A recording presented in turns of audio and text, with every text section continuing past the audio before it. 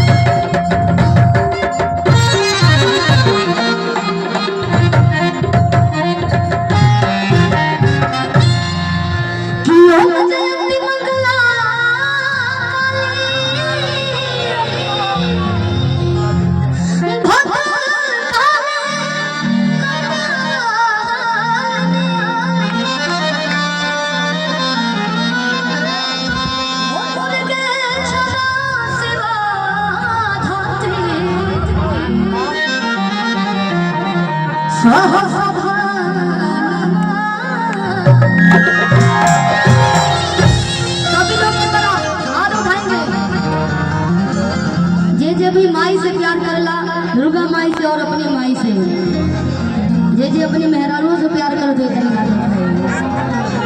ईमानदारी से दे सभी लोग।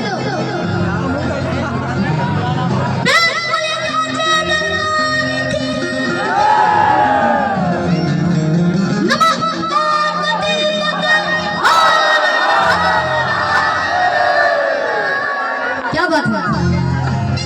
और बहुत अच्छा लगा वाटर पार्क की जो ओपनिंग आज भई बा, शुरुआत भई बा।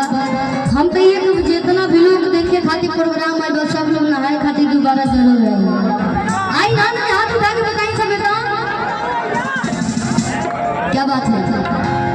और हमारे मनोज भैया मंच की शुरुआत भैया से होला, और अभी बहुत सारे सब लोग बाकी है बगावे के। और हमारे सर जो कि सारे कलाकार को इतना प्यार सम्मान देते हैं, आप ही परोसते हैं। कौन कलाकार की कहाँ जगह बा, कौन कलाकार के कितना सम्मान मिली। अरे वो सच्ची भैया जहाँ भी बनी वहाँ के बहुत बहुत धन्यवाद। और एगो गाना बा, गाना तो बहुत सारा आई पड़ी सब,